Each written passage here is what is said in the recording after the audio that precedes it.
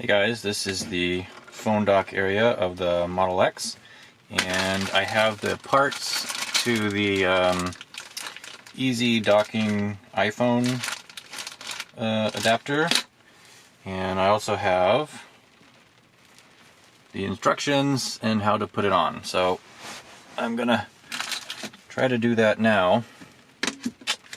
Step 1, remove rubber mat.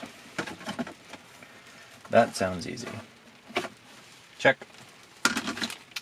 Step 2, remove fasteners.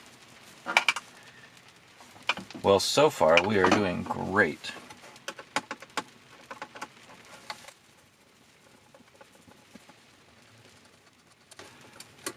Alright, there's one. Make sure you don't drop them into this black hole here. I don't really know how you would get them back. I wish this could be factory installed. I mean, you sort of know what phone you have before you pick up your car. I guess I don't need the windshield wipers on. Alright. Next is hold the rotating door at a vertical position, slide the bracket forward to remove. Oh, this must be the rotating door. Hold it at a vertical position. Slide the bracket forward. Oh. Okay. Bracket is off. Breaker, breaker, breaker, breaker, break.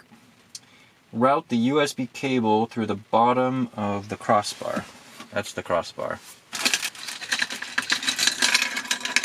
Here's the USB cable. So it's saying to route it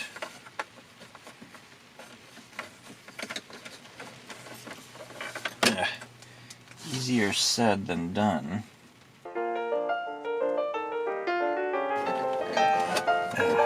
Couldn't they just make a robot to do this?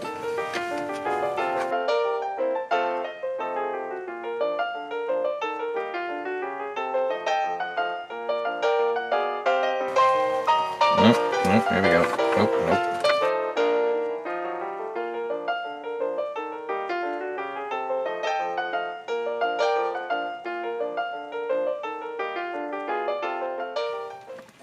Okay.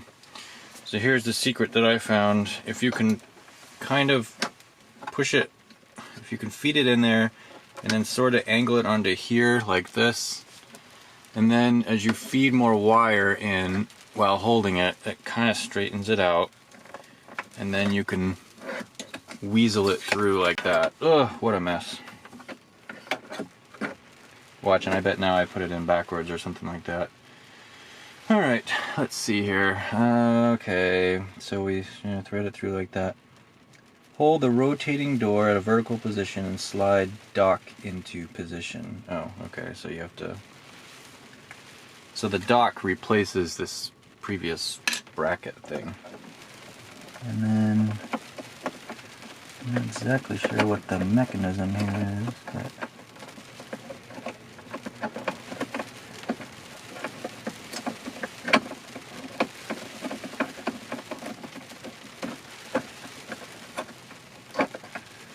Okay, so it sort of slides down like that. Yeah. So it kind of goes at an angle downwards. Be careful though not to bend the actual iPhone dock, and then it kind of just sits in place there. So it looks like this is a little bit adjustable too, depending on like if you have a case or something. So, and I think the next step is to put in the screws again. Alright, and then this gets plugged into one of these. Looks like the LEDs have the ports have their own little lights, which is kind of cool. I guess it's probably better to plug it in before you put it in these little tabs. There we go, that's fairly nice and tidy. Screws are in, plug in the USB, route the wire accordingly. Yeah, reinstall rubber mat, install guiding brackets. The guiding brackets is where I'm a little bit confused. It's got this little thing for the cord, which goes right over there. Rubber mat needs to hook underneath there. Definitely wouldn't want to spill liquid in there. And it'll just drain right over. So, yeah.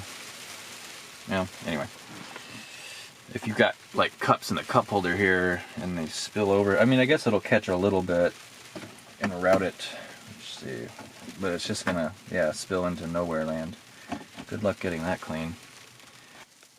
So I was putting these in wrong earlier. They actually go like this, where this little flap, let me see if I can, you can see down there, there's an area where that flap goes in, and then on this side, it's going to be hard to see, you can see there's a little slot there, where that little piece goes.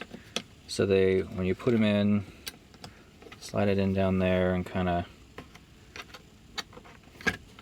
I don't know, you just have to work it in, then the groove lines up right up with that thing.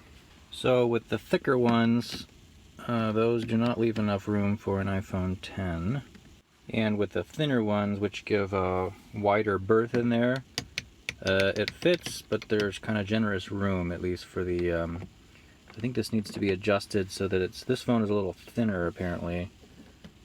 So it needs to be adjusted so that it actually goes down on to the pin. But once it does, it clicks in and then it charges just fine when it's plugged in and all that kind of stuff. So if you take the rubber mat back off, you can see there is some leeway here on the screws, the slots for the screws. So this could be pushed farther forward for to accommodate thinner phones, so it's not so far this way. And conversely, if you have a case or something on the back of your phone, you can move it this way so that it fits. The guardrails, though, you know, their depth is fixed. See this little lip on the edge? That's what kind of holds your phone in from flapping this way. And the thicker cases will not fit in here.